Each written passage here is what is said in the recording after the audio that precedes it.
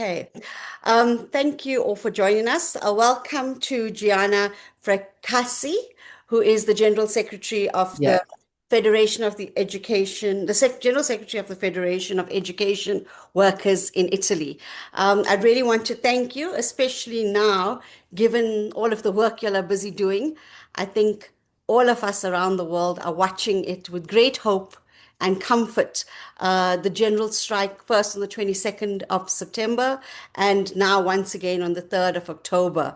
Apparently, there were around 2 million people who participated in the strikes, around 300,000 in Rome itself.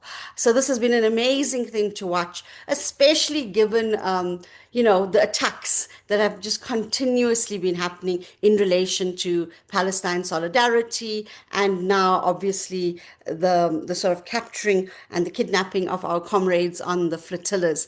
So I want to thank people in Italy for giving us hope around that. And Comrade Gianna is also joined by Comrade Miriam DePaulo, who will probably help us with some translation matters if they arise. I would just like you to speak to us a bit about this, about the lead up to the general strike, the organizing, and the role of your trade union and the federation more broadly in bringing this about.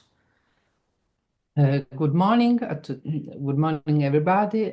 Thank you, Vashna, for the interview. I'll try in English, but I have my angel just in case. Actually, we had 3 strikes because we started the 19th of September. The first strike was in 19th of September, only for private sector. Yes. And then the 22nd of September, but it's not our trade union to decide this strike, but we had a lot of workers, our member, that decided to participate. And then the 3rd of October, which was declared by CGIL and other trade unions, not the traditional one, because we have in Italy we are 3 confederation, very big confederation. CGIL is the bigger, and then CISL and UIL. But the last two decide not to participate to the strike. So during these months, we had, beyond the strikes, a lot of rallies, demonstration everywhere. It was unbelievable. And I have to tell you that on Saturday, this Saturday, the 4th of October, in Rome, there was a national demonstration in solidarity to Palestine and to the flotilla. We think that at least 1 million people participate. After the day after, the day after the strike, where in the street we were 2 million, but the people who decided to strike, we don't know the number. I think they are more and more over this number, the 2 million. The 2 million were in the street, in the demonstration, okay? But unbelievable. The day after, we double, only in Rome. Only in Rome with I don't know, in my experience, in my long experience, I remember only other 2 demonstrations like this. The one, the 20 years ago, for something that was related to with basic right of workers, and we decided to did it. And the second one I remember was on the 2000 something for peace, and exactly like Saturday, Rome was invaded. I don't know, was full of people. In that case, 2 million people decided to participate because the last thing that I tell you, because in this moment something happened in the soul and in the brain of people. Something has changed. Mm-hmm. It is something that surprised me and other trade unionists, because we had a lot of possibilities during the springtime where we had a lot of work because we decided to make a sort of campaign to do some referendum to cancel some bad laws. Mm-hmm. But in that moment, I don't know why, but people wasn't very ready to respond. Yeah. I think that the flotilla adventure, because had some role in this change of mind.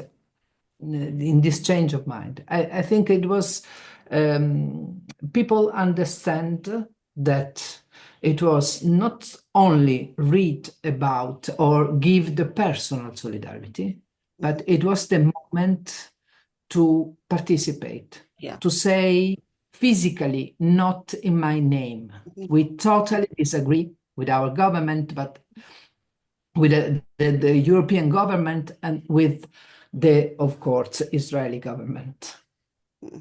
Miriam, it's okay. I'm okay. Fantastic. Thank you. It's really great. Thank you so much. I could not do anything like this in Italian. So thank you. No, and I think also, so this was this moment, and I know you're saying that there has been, it hasn't always been the case in terms of getting people onto the street. In terms of Palestine, what do you think is the turning point now? Because we see it in Italy, you've seen it all over the world where people are rising up, even against their own government. So it's tying in a way to local struggles as well. But what is it you think right now that's happening in Palestine that's really getting to people? Do you think it is around the fact that we've seen all these images, or just it's such a violation of every rights of humanity on such a scale? Do you think it's that? Because on one hand, you have the powers that be that don't seem to care, but ordinary people now are really, really taking this forward and owning the struggle as well across the world. È chiaro, tutto chiaro? Sì, perché la Palestina, No, perché in questo momento, come se le momento. persone si stiano ribellando anche rispetto ai loro governi, cosa sta succedendo in Palestina che proprio ha cambiato? Cioè c'è stato come un click, no? Like a click moment. Sorry. It's a very interesting question because we are reflecting about that. What's going on? I can tell you my personal opinion, Yes. of course. Yes. I think, first of all, that regarding to Palestine, the imaging, the situation, because everybody can have a smartphone and can have a look, okay? Can have a look. We don't see this imaging in television in Italy, very rarely, but in a smartphone, yes. So everybody can understand. You have to understand, I have to tell you that here there was a terrible public debate, because in this public debate, in the television debate, there is always a sort of balance, because there are some opinionists which are in favor of Israeli, and other opinionists which are trying to make people understand that something very terrible was going on. But it's difficult to understand. But I think that people by the imagine, especially during the summer, because there was something terrible, terrible. And there was something too big to be ignored. I mean, when they put the bomb in the hospital, and the carestia famine, Miriam, carestia, non carestia, famine, famine. The famine and the starvation. Starvation, okay, starvation, and a lot of children without any kind of possibility to be cured. I mean, all this, I think, was understood by people.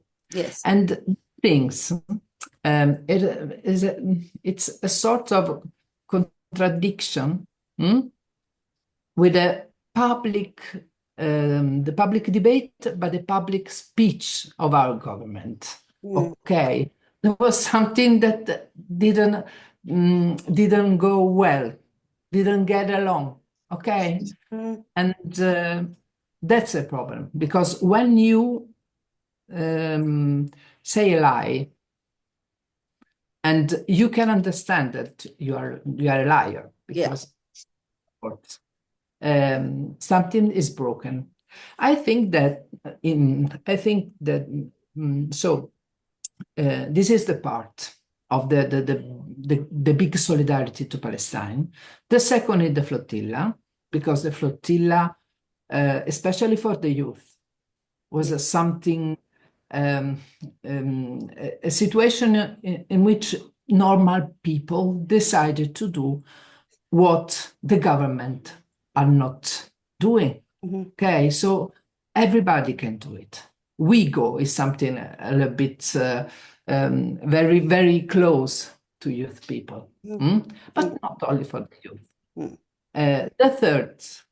The third reason is that I think in a part of people decided to demonstrate, there is something against the government. Big or small part.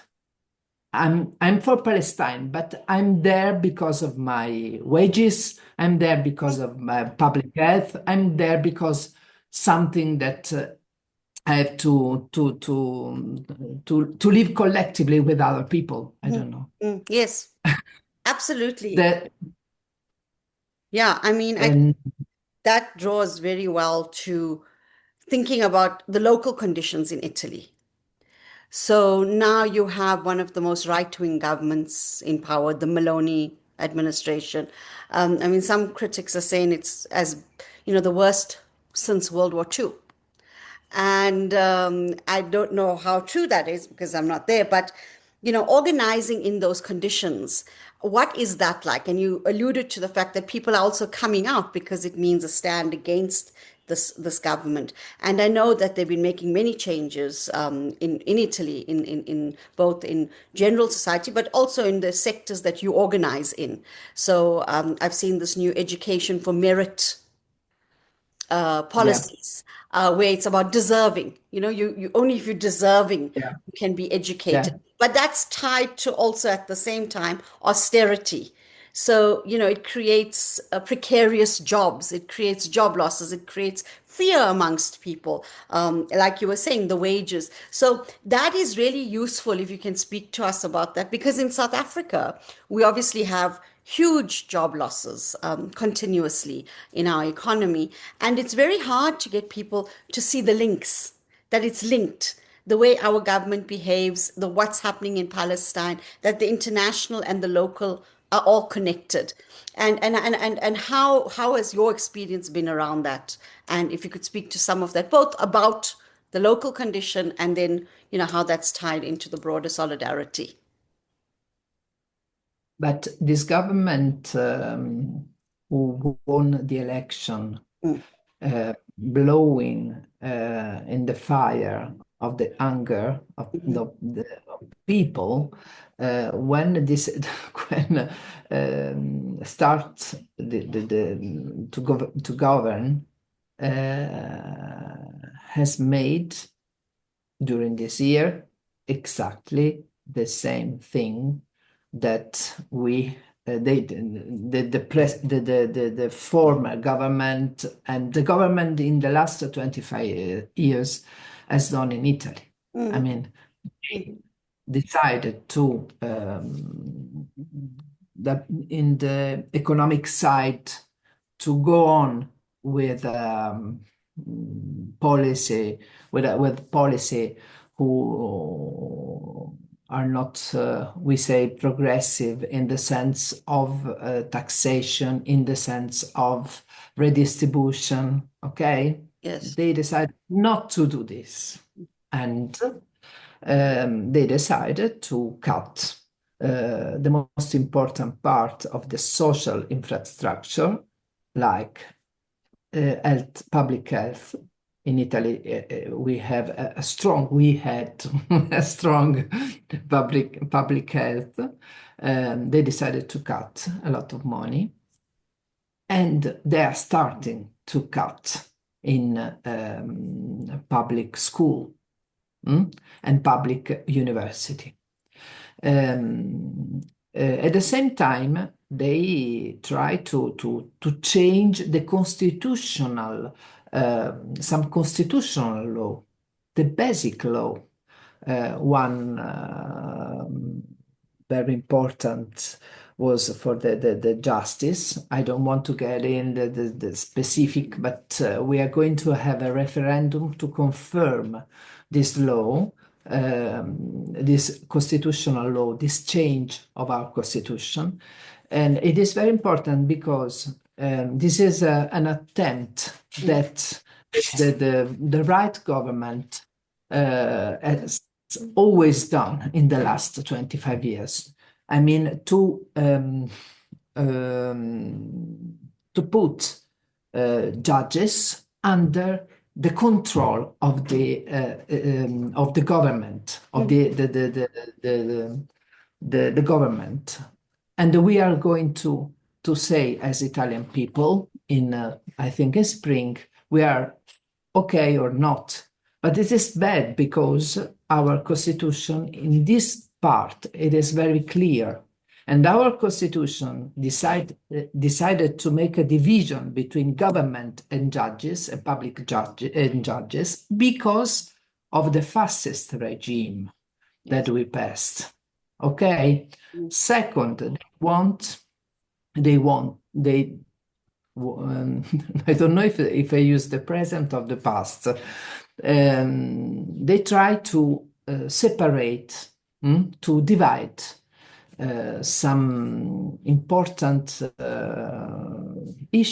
national issue, which in this moment are in the responsibility of the government, decided to divide it in 20 pieces, because we have 20 local regions. Yes. And this is another constitutional change. Unfortunately for them, they are not realize this goal. One of the pieces was public school. They wanted to divide. They wanted to give to the single region the responsibility of this public school. So, because they want to give to the president of the single region, most of them are from the right-wing side, the possibility to change. And third, they want to change I would say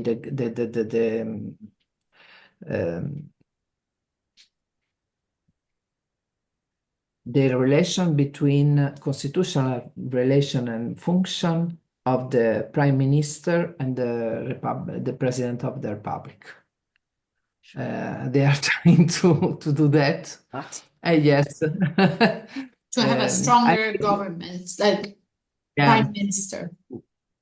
Yeah, and this is the main reform that they are trying to to do in this. One, I think they are not able to do it. The other one, the last one, the change of government, maybe I hope they have no time, because it takes at least a couple of years to do all the changes they have to do. So I think it's impossible, but if in 2027, if they win again the election, we are dead.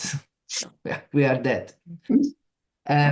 So this is what they are doing, okay? They are not giving money to public employees, as teacher, as all the public employees, as doctor, public doctor, as nurse, and everything. And they are make this, especially in school, very precarious, the job, because we have 300,000 of teacher and in general school workers, which every year have to start and their contract it lasts at or 10 months or 12 months. Okay, it's 1 of 4 are precarious in public school. That's a lot. So, but yes, because yes, it's a lot, and so then they are making a lot of reform for, as you mentioned, that they deserve, that they want. The idea is there are a part of students they have which have to attend a school to get to work. Okay, go to work they are not working class families, basically. Yes, and a small part which will become I don't know, classe dirigente, leader class. I don't know if it does exist. Okay, so that's the problem. It's a very hard right-wing policies in general. But unfortunately for them, there are some problems because, first of all, and I'm going to close, we have a lot of economic problem. Italy is I don't know, at 0.1 plus in the oddio, economic growth. Economic growth. Economic growth. And second, it's true we have the occupation is going up, but unfortunately it's going up how? We have a lot of micro job because when they check the growth of occupation, employment, they check the occupation the week before, all the people that work at least 1 hour. Okay. Okay, this is our national statistics. If you work 1 hour in the last week, you are considered occupied, employed. Okay, so it's true that the number is going up, but unfortunately, people is getting precarious because they have short-term job, they have low salaries, and they don't have the possibility to get better. Okay, because our employment market is not a good employed market. and Italy is not going well in economic sense. So, and the last thing, I'm sorry. No. This is common. This is common, this kind of policy on what is going on in Europe, on what is going on in the United States. That's a problem. The problem is that the 10% is leading against the 90%. Yes. That's a Absolutely. And that's the close connection. It's something that and not just, and people feel the same injustice in what are saying, are looking, are unfortunately living in Palestine or in all the conflict. And another problem that is that now in Europe, European community, European Union and Italy decided to spend a lot of money in weapons, armaments. Yes. Armaments. Sure. And to do that, they have to cut health and so on. No, absolutely. I mean, that's a Gianna, forse una parola se ti va proprio sullo spirito del cambiamento delle indicazioni nazionali in senso West, che c'è tutto centrato. So I think, Vashna, one thing that could be interesting for an international audience, also for South Africans, for African people who are going to look are going to watch this, is one of the changes that the minister tried to make, but I think he's going to fail. Gianna will tell you. Yes. Glielo vuoi dire tu, Gianna? No. Vai, Miriam. Vai. Basically, it's a change of the content of the curricula. Yes. That he tried to make, and he tried to make history. He said in these indications, they're called indicazioni nazionali. It's going to be a history of Italy and the West. Okay. I think that was very strong. And Miriam, excuse me, because this is written, because only the West knows history. Yes. Okay? You don't know history. You don't exist. Exactly. So it's the reinscribing of imperialism.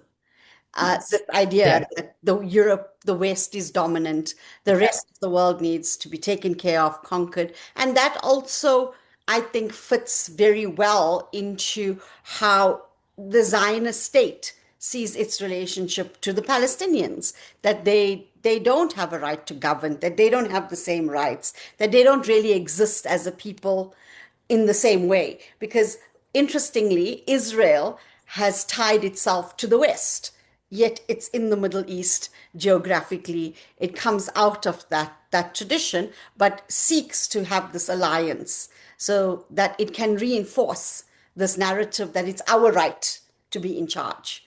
And I think that's really interesting, because what's different now, I think, than to colonialism, when we had colonialism, is that now Europe, for example, like Italy, will be having this discourse, but at the same time as thinking about international power of the West, it's also in its own country oppressing people.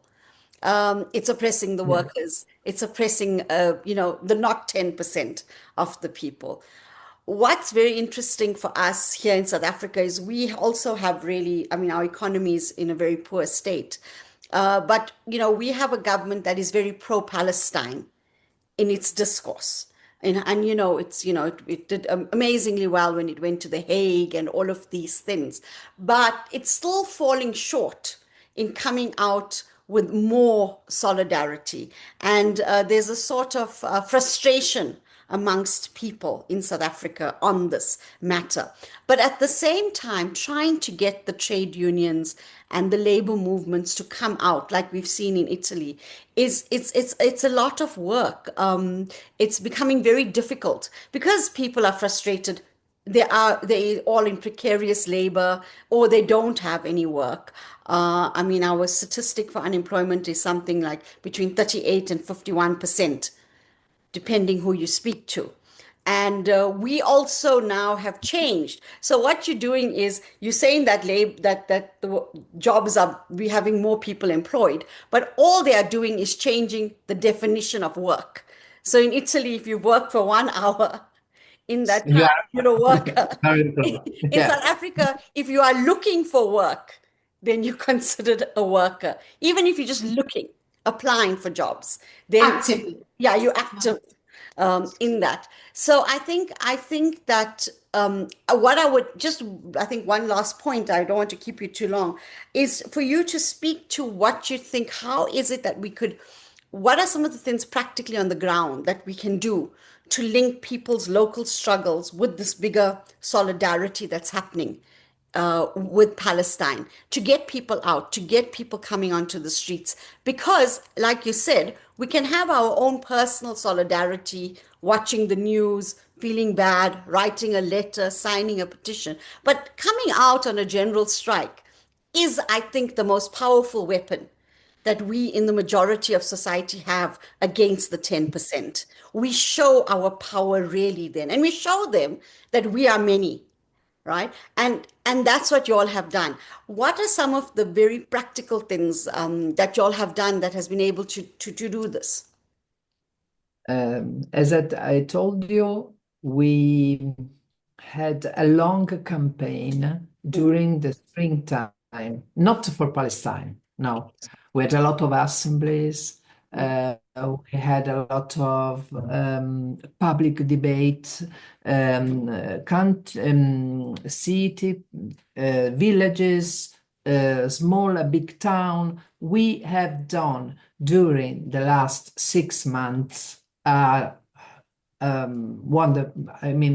extraordinary work. Okay, it was because we have to reconnect with our members. Yes. We need to understand what was going on, and it was useful, I think, this work that we have done. Then, and I have to tell you in truth, this movement is bigger than only workers. Okay, there are workers, but there are retired people, a lot of students, a lot of youth people, a The lot. joining together. Unbelievable, yes. And normal citizen, not workers, or not member of our union. Yes. It's something bigger, okay? I think that we can help, because when you use the weapon of the general, because it's a weapon, the general strike, it's not easy to use, to decide to do that. But when to decide to use it, are telling people that you can make a change together.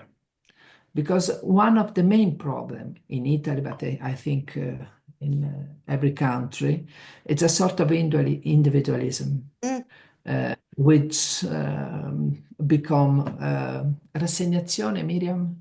Like discouragement. People are despondent. Yeah. No, absolutely. Yes, that's the problem. But when you can see that we are all together and we are a strength, because that's the message that I got from all this demonstration. It means that people understood that it's the time to make a change, and that it's possible to do it only together. Yes. But there is a lot of work to do it. to speak, you have to make a lot of, I mean, assemblies continuously. In the territories, like in the local Yes, the offices, territories and in the schools. at the central. We have done I don't know how many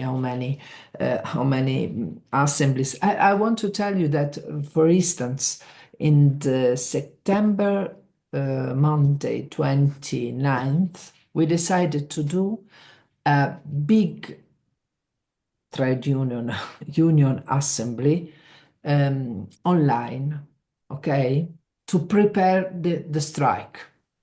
Oh, this September, yes, on the, yes. 29th of September.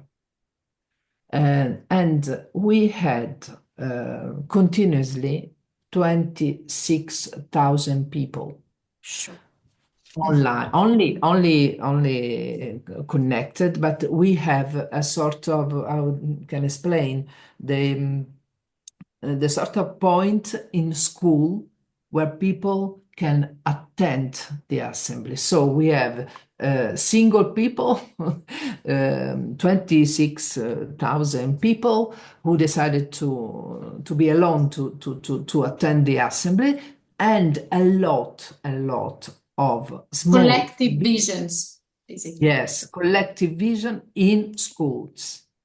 Okay, we had at the end, after 1 hour that we decided we finished the assembly, we have 100,000 Views. views. Wow.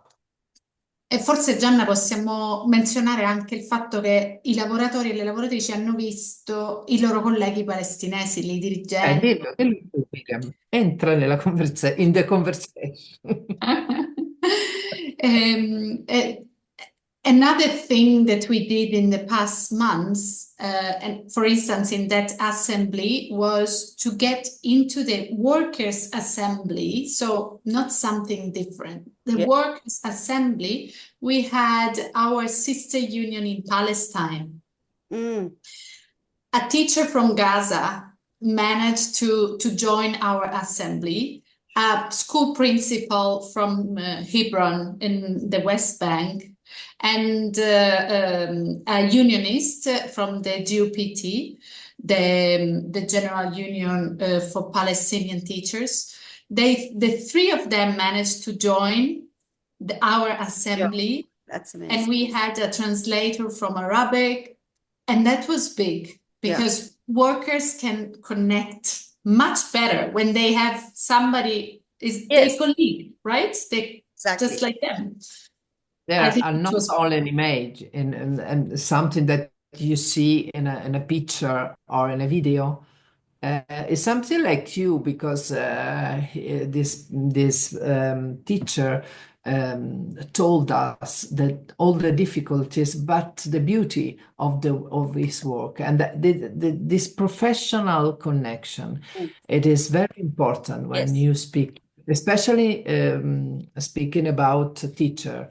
It is very important. That's something that is connected. I mean, you can be Palestinian, South African, French, but this connection with a profession, it is very important. It's the same. I mean, it's something that you can recognize. When you recognize somebody who lives so far, I mean, these things immediately make people closer.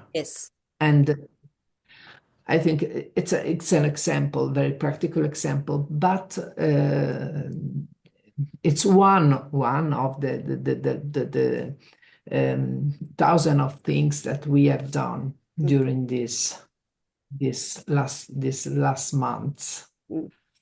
Oh, thank you. No, I mean, thank you so much. That was incredibly useful and insightful, and also seeing you and learning and making connections.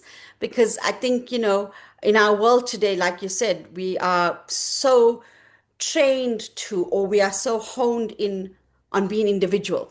it's me and my phone, it's me and my Esatto. screen. We are all like atoms, we just existing. And to make this human connections, I think is going to be like a vital part of the solidarity and the struggle. And in a way, we learn while we are doing the struggle, and we learn about each other and what we have in common, because it's the work that will make us common. We understand each other's work, so we then immediately, that person's a human being like me. They're facing these shortages, and you can identify with that. So I just want to say, Gianna, thank you so much for taking time to be with us. And Thank you, Vashna. this has been so useful. And I I'm hope sorry for my English. I'm terribly sorry. no, no, it's been fantastic. And I just want to say that I hope this is the start of many more conversations that we can have, and collaborations. In South Africa here, we're also trying to undertake some campaigns around massive job losses. And what you were speaking to about the work around the assemblies, I think are going to be really useful for our comrades on the ground here. And I just want to really thank you so much. Thanks. And thank you, See you Maria. soon, I hope. Yes. Thanks. Thank you so much, Vashna. Okay. Thanks, Gianna. Bye. Thank you. Bye bye.